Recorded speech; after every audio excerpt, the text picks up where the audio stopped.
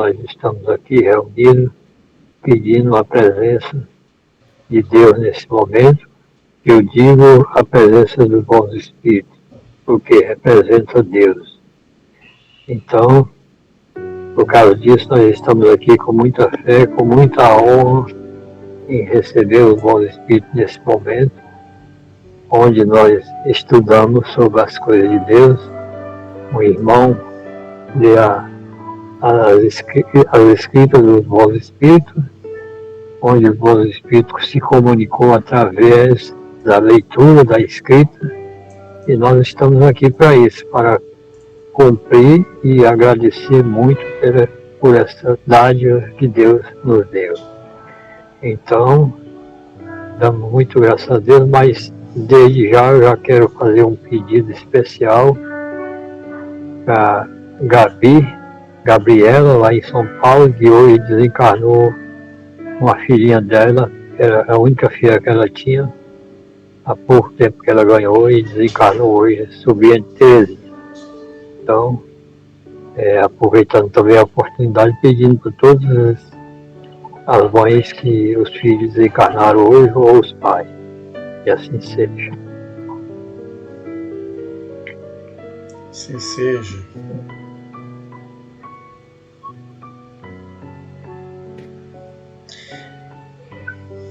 Muito bem.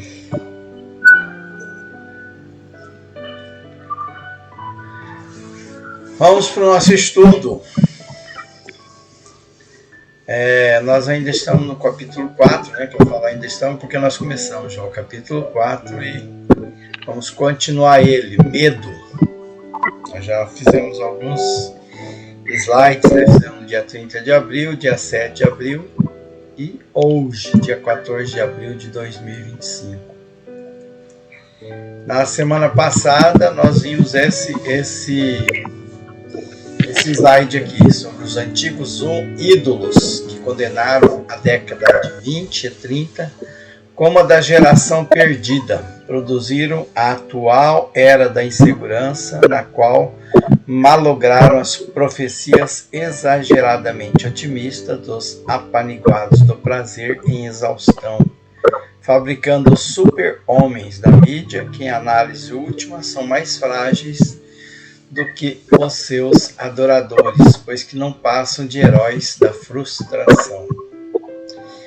Guindados às posições de liderança, descambaram esses novos condutores em lamentáveis desditas, consumidos pelas drogas, vencidos pelas enfermidades, ainda não controladas pelos suicídios discretos ou espetaculares. A alucinação generalizada certamente aumenta o medo nos temperamentos frágeis, nas constituições emocionais de pouca resistência, de começo no indivíduo, depois na sociedade. Esse foi o slide da semana passada, né? A década perdida, 2030. Querem comentar alguma coisa? Não, vamos da frente. Muito bem, hoje então nós vamos nesse aqui, ó. O senhor quer fazer, seu Maurício?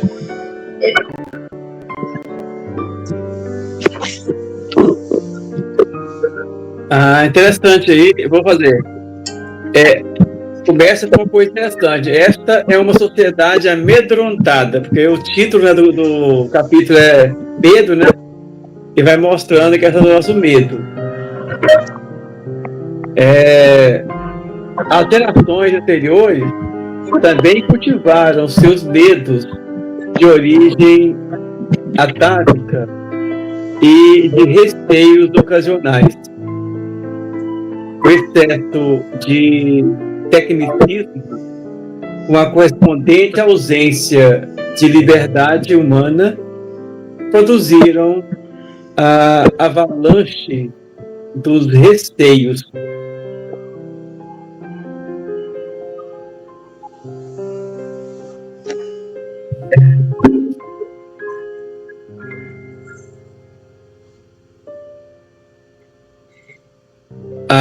a superação, tomando os espaços e a tecnologia reduzindo as distâncias, arrebataram a fictícia segurança individual que os grupos passaram a controlar e as consequências da insânia que cresce são imprevistas. Surge uma revisão de conceitos, uma mudança de conduta, um reestudo da coragem para a imediata aplicação no organismo social e individual necrosado. Tem mais uma coisa embaixo aqui? Tem? Tem. Acho que tem. Para mim, deu agora. Todavia, no cerne do ser, o espírito, que se encontram as causas matrizes desse inimigo rude da vida, que é o medo. Então, ele começa aqui falando que a sociedade é amedrontada. Então, nós vivemos numa sociedade amedrontada. E depois fala que as gerações anteriores também tinham, né? No passado também, os receios ocasionais. Porque no atual é uma sociedade amedrontada. No passado era receios ocasionais, então não era sempre. Então, a nossa sociedade hoje já é a sociedade do medo. Do medo por quê? Eu acho que nós vivemos as preocupações muito maiores, porque até se for analisar no nosso passado, ninguém preocupava muito com o dia da manhã. A sociedade mais do passado vivia muito mais nas zonas rurais, e o segredo é ter o arroz e o feijão para comer. Se tivesse arroz e feijão para comer, estava tranquilo. Agora nós hoje temos a preocupação com muito mais coisas, né, na vida, tanto do dinheiro, nós ficamos preocupados com o que vai acontecer, com o governo que vai entrar. Antes, ninguém preocupava qual governo tinha. Hoje, aquela preocupação com o governo que vai entrar, um preocupado com o governo de direita que entra, o outro já preocupado com o governo que vai ser comunista e que vai estragar toda a sociedade. E quem é mais de esquerda é preocupado com o que vem de direita, né? E assim por diante.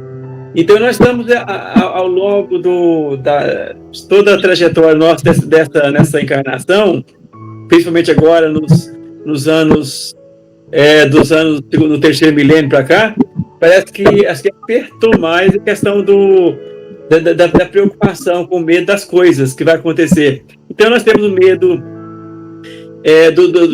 de passar dificuldade financeira, temos medo do ladrão que vai nos roubar.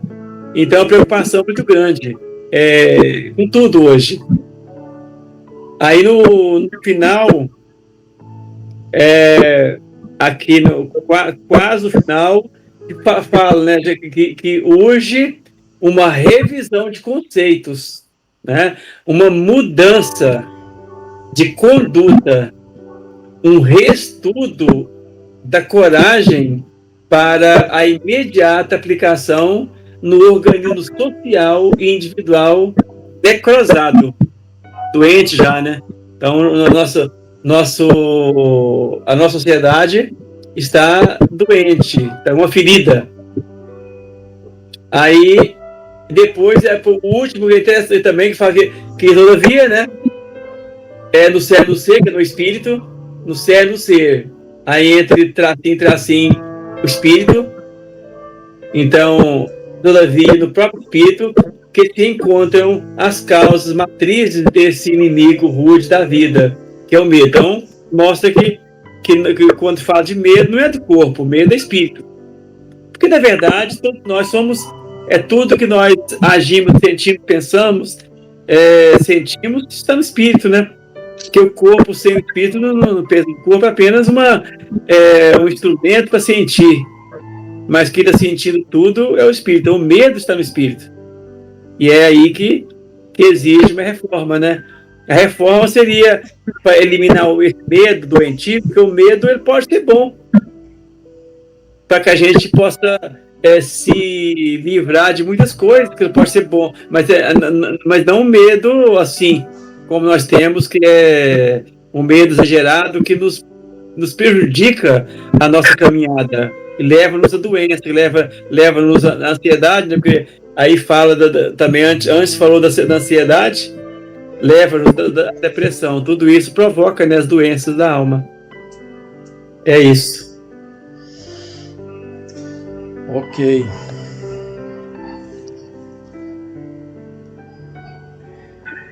Então, ela lembra aqui, né, que nós temos ela fala primeiro nos medos antigos, né, que tinha origem da própria cultura, das heranças, né, e das ocasiões excepcionais que tínhamos. Então, na verdade, vem quando tinha uma tempestade, uma seca, uma coisa assim. E hoje tem essas ocorrências ocasionais, né? Uma pandemia, uma epidemia, enfermidades, né? Gera medo. Então, medo de acontecer novamente alguma coisa que já ocorreu, medo de acontecer uma coisa que nunca aconteceu, né? Então, o medo ele é gerado por isso mesmo, né? Essas preocupações, né? A gente cria situações que talvez nunca vai acontecer e fica ocupado com o futuro, né? Por conta de informações. E hoje nós somos bombardeados com informações, né? Fala aqui do excesso de tecnicismo.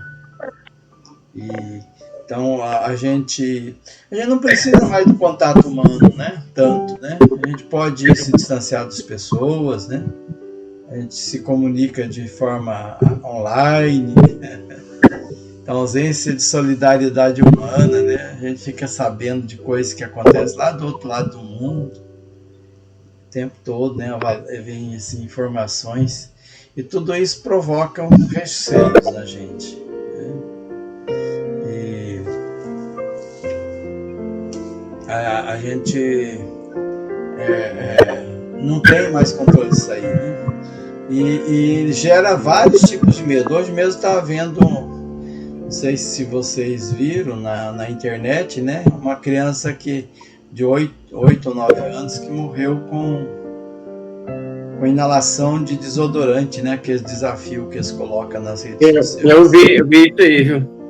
Então isso gera medo na gente também, né? Porque nós temos adolescente, criança em casa, e a gente não consegue evitar que eles tenham acesso, né? Não sei o que acontece, que a gente, né? Talvez, não sei como fazer até, né? Para impedir, né? Então nós talvez estamos caminhando num momento de orientar mais, né? De conscientizar, mas com uma criança com 8 anos, como conscientizar? Até isso é difícil, né? Francisca, seja bem-vinda. Opa, tem um visitante aí. Oi aí, com muita alegria. Muita alegria. Vou tomar café, Brunão. Me chama de Francisca. Oi, tomar café. Tá bom, mano. Muito bem. Então nós estamos falando sobre o medo. Então nós estamos vivendo um momento assim que surgem novas fontes de medo, né? Antigamente tinha medo também, mas eram menos motivações, né, de medo, né? Medo das variações da natureza, medo da fome, da miséria, do desemprego, uma coisa desse tem, né? Então agora ela está dizendo que é o momento da gente mudar também a forma da gente viver, né? De encarar essas situações, né? Revisão de conceitos, mudança de conduta, né? Analisar esses medos, né? Reestudo da coragem, ela diz, né? E ela diz que nós vivemos no inferno, uma sociedade que está doente, está necrosada, quer dizer, está mais que doente, né? É bem podre, né? Necrosada. É bem ruim. E que a solução está dentro de nós. Dentro de nós. A gente aprender a viver, né? O espírito. Então, esse medo, ele traz consequências danosas para nós, né? O medo lá no começo, no primitivismo, era uma forma de a gente se prevenir, se preservar. Hoje ainda tem esse medo, né, instintivo, mas nós estamos exagerando nos medos, e aí causa danos. É isso. Alguém mais? Eu queria falar aí um pouquinho aí. Tá me escutando? Estamos ouvindo, Marcelo. Não, é o que eu acho assim, que a gente tem que se prevenir, tem que ter medo de quando o filho da gente, ou o neto mais próximo, na adolescência, sabe? Porque tem que saber com quem que ele anda, tem que se vigiar, se precaver, ter muito cuidado, porque na adolescência, os netos ou os filhos, está muito difícil, mas muito difícil. Porque naquele tempão, quando nós era jovem, era mais fácil, sabe? Mas agora tem que ter medo mais disso aí, porque vai saber com quem essa criança, esse adolescente está andando, o que ele está fazendo, para onde é que ele foi, se ele foi para o campo de futebol, se ele foi para a escola mesmo, será que ele entrou na escola, será que ele ficou para o lado de fora? Hoje em dia é tanta coisa que a gente tem que se vigiar, sabe? Os adolescentes. É só isso mesmo. Ok. Alguém mais? Vamos para frente? Vai pra frente. Vamos nessa. Os fenômenos fóbicos procedem das experiências passadas, reencarnações fracassadas, nas quais a culpa não foi liberada face ao crime haver permanecido oculto, ou dissimulado, ou não justiçado, transferindo-se a consciência faltosa para a posterior regularização. Então, ela está dizendo aqui que esses medos, né, estão lá atrás, né, são heranças que nós trazemos de vidas passadas também. Aqueles medos, né, que não tem nenhuma fonte, assim, né, a gente está com medo, mas não sabe bem do que, né. Então, sentimentos de culpa, né, que a gente carrega, né, então, de coisas que fizemos lá no passado que não foi resolvida.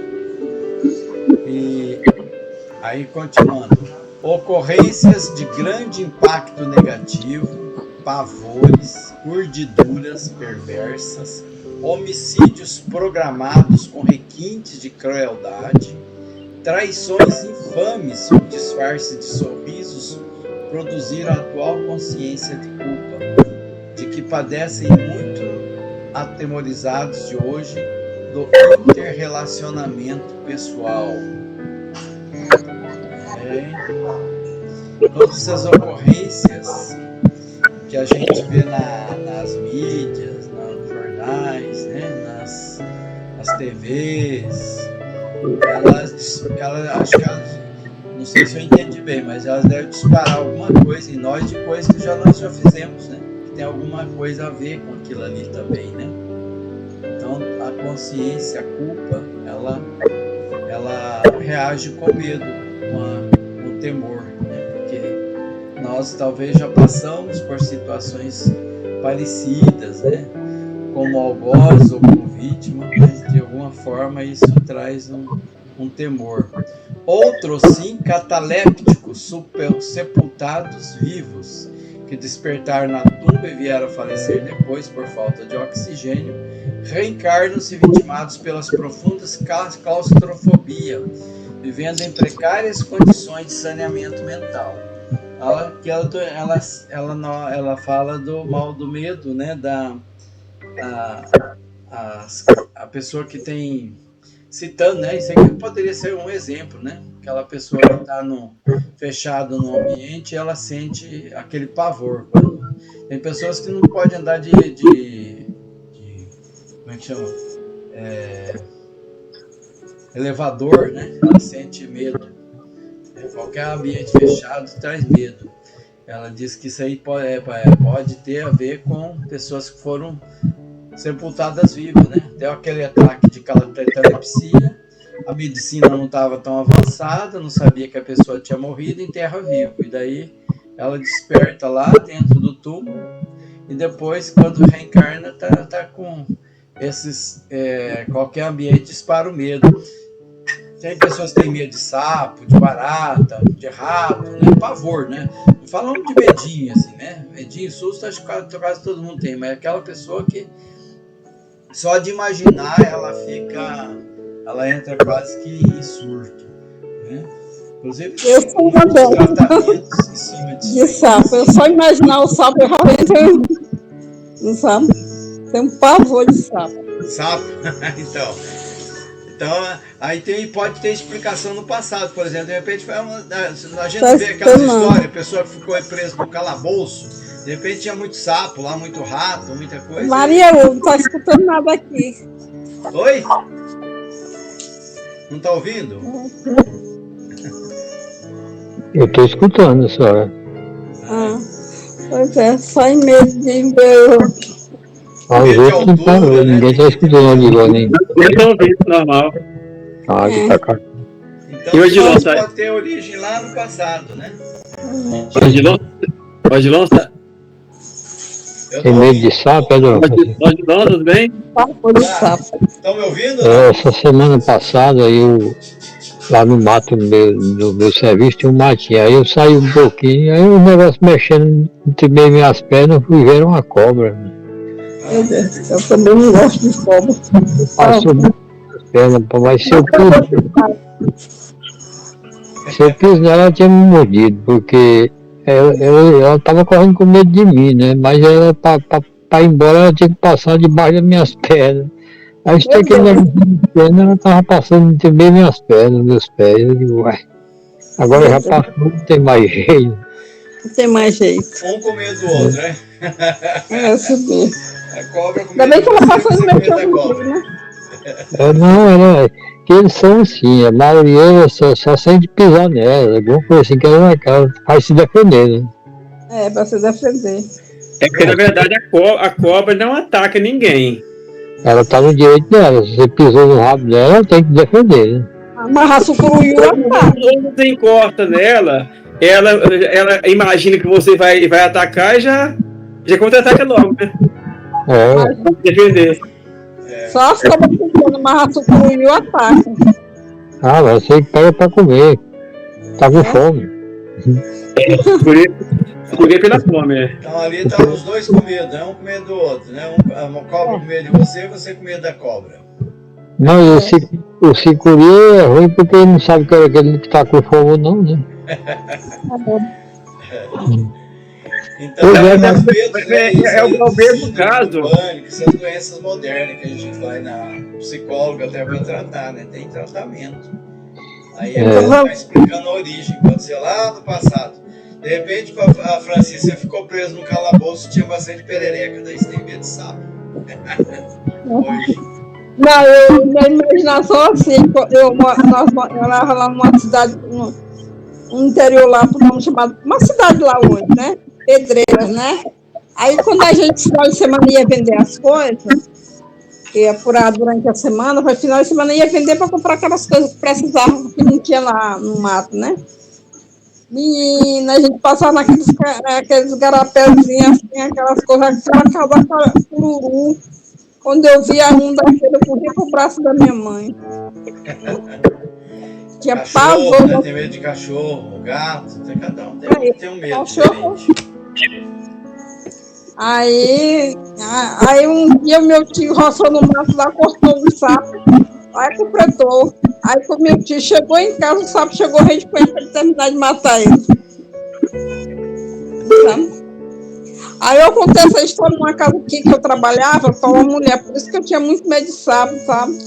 Aí ela disse, mulher, aí ela foi contar que o marido dela morava lá no Turupi, toda vez que o negócio de fazenda, né? Ele metia aquele espeto na bota para ver o que tinha dentro da bota, para ele poder sair, para ele calçar a bota para ir trabalhar, né? Aí esse dia ele meteu o espeto, furou o saco, tirou o saco dentro da bota, calçou e foi embora, né? Quando chegou na porta do serviço dele, o sapo chegou com as tripas de fora. Atrás dele.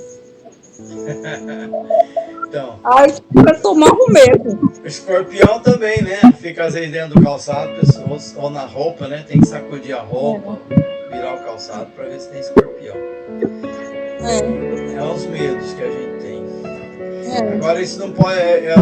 Cuidados é bom, agora o exagero é uma enfermidade, né, que precisa ser tratada, precisa ser enfrentada. Cuidado, né, de acordo com a orientação do terapeuta. Mas tem muito moleque, né? Ele me jogou um sapo em cima de mim, menina foi bater e desmaiar, não sabe? Ainda hoje eu tenho pavor de sapo. Parece um sapo aqui na área, cedo eu fecho a tela todinha com medo de sapo. E o sapo é muito bom, né? Que evita a doença. Ele come bastante pernilongo, mosquito, diminui a população. Onde tem sapo, a dengue, essas doenças causadas por mosquito, é menor a incidência. Seria até bom criar um sapinho dentro de casa.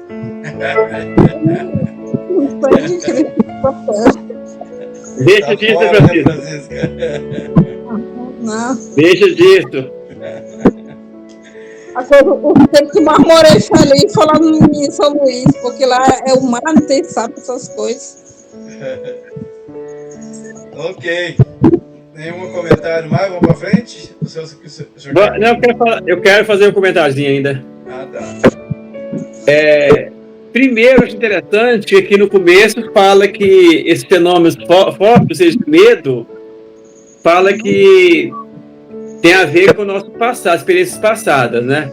Reencarnações fracassadas, ou seja, nossos erros passados, e fala principalmente os crimes que permaneceram ocultos ou dissimulados e não justiçados. Então, aquele crime, aquele erro nosso, que nós já reparamos ele não vem para cá, mas aquele que não reparamos pode causar esses medos, né?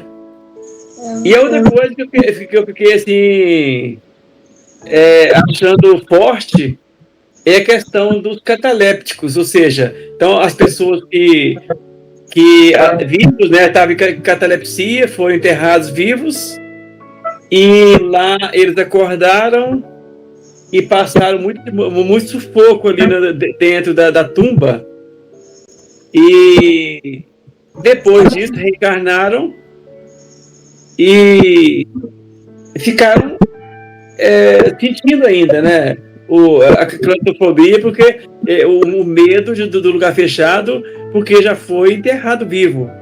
Agora eu fico pensando assim, coitados, né? Ao ser enterrado vivo, já foi uma provação grande, né? Já foi uma expiação para ele, possivelmente. E depois ainda, além disso, ele guarda mais para o futuro, para outra encarnação. Significa que deve ter uma punição, uma falta bem grande, né? Que fez com que ele fosse enterrado vivo e depois ainda guardar todos esses dramas ainda para encarnações futuras. Acho que não é consciente, né? Sempre a gente tem que observar nessa palavrinha culpa, né? Culpa, ela pode ser um motivador para a gente se corrigir, né? Acertar as coisas, mas permanecer na culpa é doentio, né? Então a culpa não foi liberada antes, né? Então a gente precisa liberar a culpa para sair dessa prisão do sofrimento, né? O sofrimento, nesse caso, a gente pode sair mais rápido dele, né? Às vezes nem entrar nele, né? Dependendo da pessoa, né? Errei, vou acertar agora, vou me consertar, vou bola pra frente. Ficar com culpa. Eu vou resolver o problema, né? Tá pensando, não, agora eu errei, mas agora eu vou resolver isso. Não vou fazer mais, vou reparar, né? E vai pra frente. Nada de ficar preso, se punindo. Muito bem. Vamos pro próximo, então, né? É seu, Maurício. É o finalzinho do capítulo. O medo é fator dissolvente na organização psíquica do homem, predispondo, por somatização, a enfermidades diversas que aguardam correta diagnose e específica terapêutica.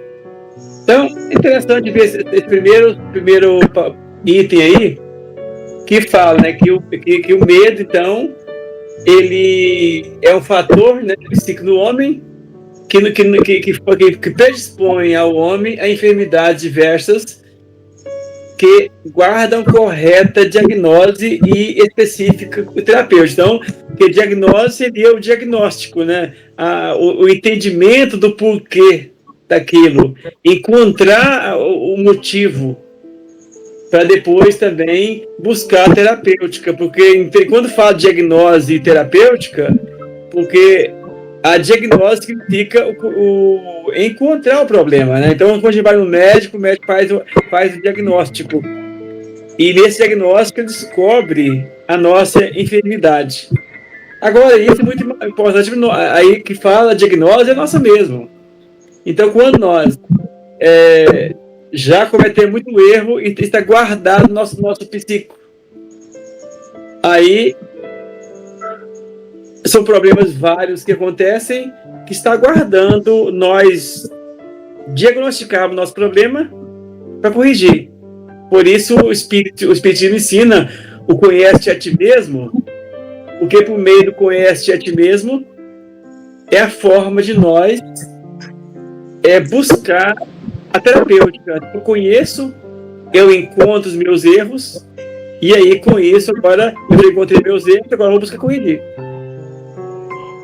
Para que, à medida que a consciência se expande, o indivíduo se abriga na fé religiosa racional.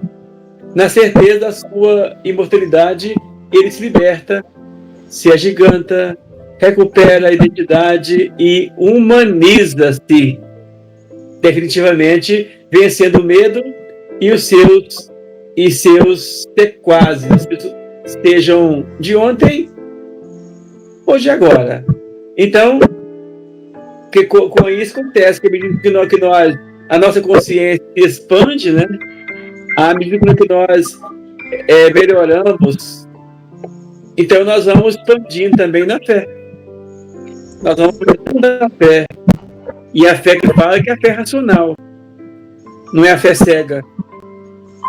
E com essa consciência da imortalidade, aí nós vamos nos libertando, né? Nós vamos crescendo. E com isso, nos recuperando a identidade, nós humanizamos, tornamos mais humanos. Aí com isso, a gente mesmo. Quer dizer, é um processo todo longo, né, de melhoria. A gente vence, primeiro, encontrando nossos erros, segundo, fazendo a terapia deles, corrigindo, fazendo as correções deles, e com isso, na fé, nós vamos crescendo. E com esse crescimento nosso, nós vamos tornando mais humanos, né? E com isso, vamos vencendo os medos, seja medo de ontem, ou seja, os medos de agora. Isso. Com isso, nós terminamos o capítulo, né?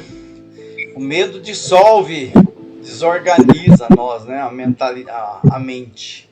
Ela diz, é um fator dissolvente da organização psíquica. E depois que desorganiza, passa a ficar enfermo, né? Somatiza, quer dizer, a enfermidade passa até a ser física.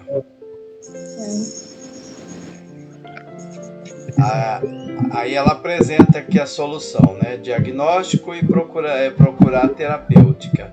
E a medida é essa de conscientização, né? Fé religiosa, racional, a certeza da imortalidade. Ele vai buscando a verdadeira identidade, humanizando-se. E daí então ele vai vencendo o medo e todos aqueles agregadores de medo, sejam eles espirituais, né? Nós temos alguns adversários, inimigos no plano espiritual, né? De ontem ou de agora, seja aquelas situações mesmo que nos provocam medo, as culpas, tudo isso a gente vai tendo uma consciência melhor e daí se livra do medo. Que ele atrapalha, o medo paralisa, o medo nos aterroriza, nos enferma, né?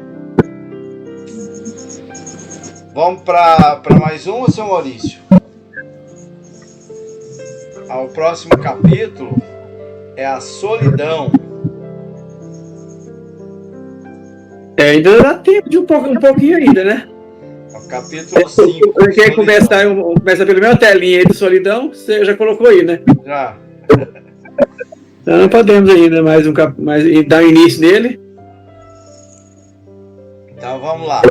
Espectro cruel que se origina nas paisagens do medo. Olha, a solidão vem do medo, né? Uma coisa é consequência da outra. A solidão é, na atualidade, um dos mais graves problemas que desafiam a cultura e o homem. A necessidade de relacionamento humano, com mecanismo de afirmação pessoal, tem gerado vários distúrbios de comportamento nas pessoas tímidas, nos indivíduos sensíveis, em todos quantos enfrentam problemas para um intercâmbio de ideias, uma abertura emocional, uma convivência saudável. Enxameiam, por isso mesmo, na sociedade, os solitários, por livre opção, e aqueles outros que se consideram marginalizados ou são deixados à distância pelas conveniências dos grupos. A sociedade competitiva dispõe de pouco tempo para a cordialidade desinteressada, para deter-se em labores a benefício de outros. Então ela começa aqui falando do mal da solidão, né, que é um espectro, quer dizer, tem uma variação, né, de intensidade, e ela vem do medo. E é um desafio hoje da questão moderna mesmo, né? De vez em quando a gente vê no jornal, né? Encontraram pessoa morta no seu apartamento faz tantos dias, meses até, né? Isso é solidão, né? Como é que ninguém sentiu falta daquela pessoa, né? Então nós estamos vivendo, às vezes, num momento em que o relacionamento humano, né, em algumas pessoas, seja por timidez, por não conseguir se agregar a determinados grupos, né?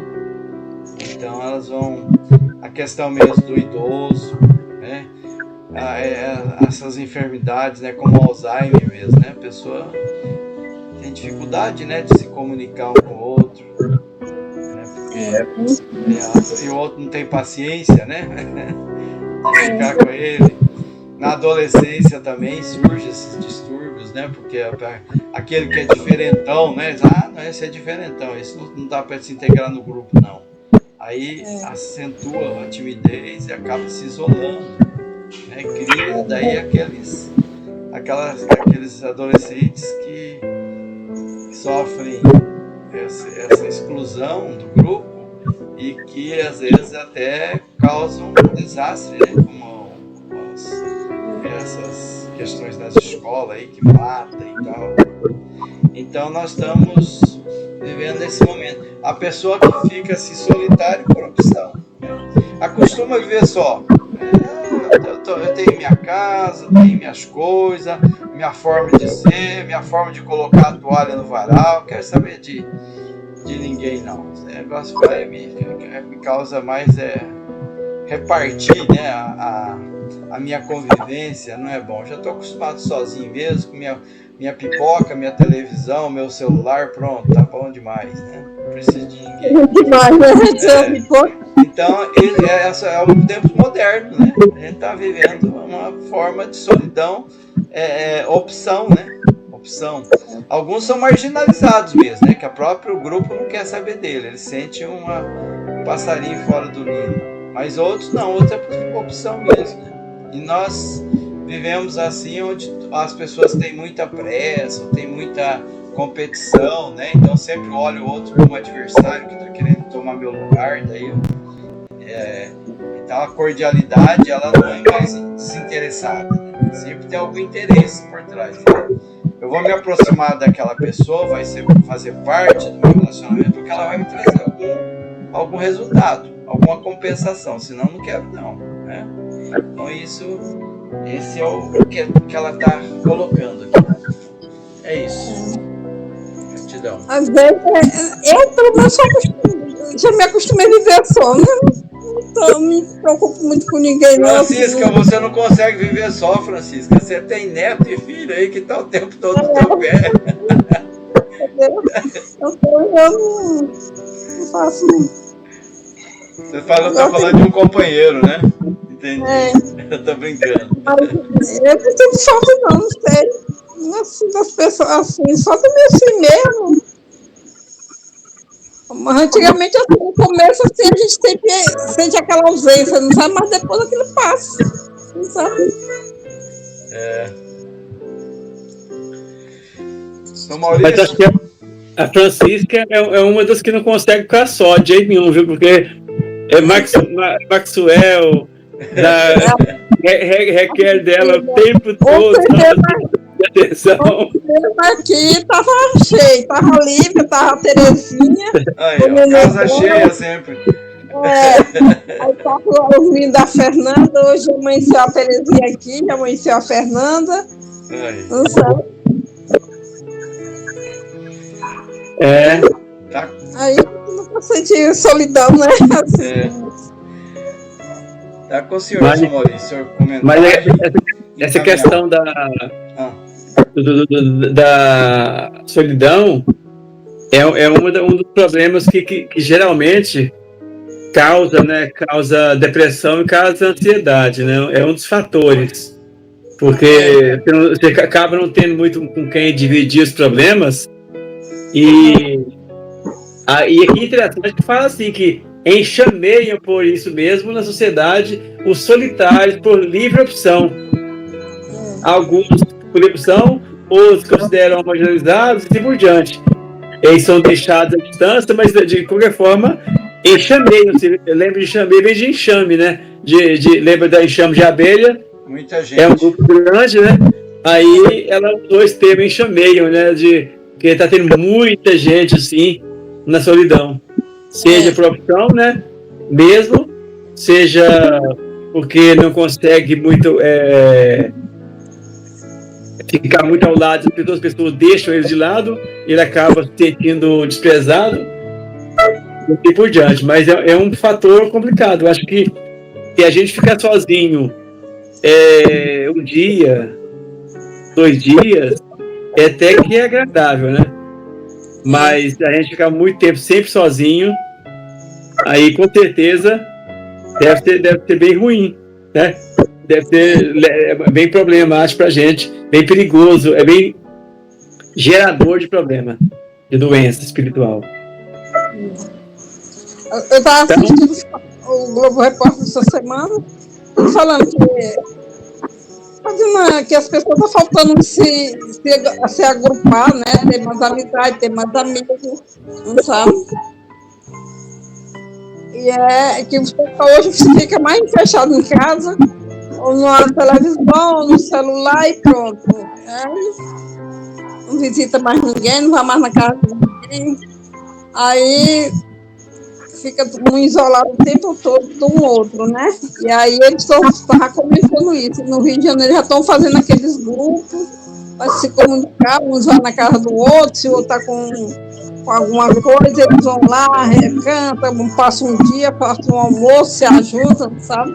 Aquilo Pois é. São Paulo do mesmo jeito. Até Recife está nesses grupos, assim, juntando os pessoal para terem mais amizade e coisas para não ficar só. Diz que está diminuindo muito o grupo de suicídio, né? Assim, essas coisas. Estão fazendo esses grupos assim das pessoas. Então vamos fazer a nossa prece, que só faltam 3 minutos para encerrar a chamada. Aham. Aí eu vou começar aqui e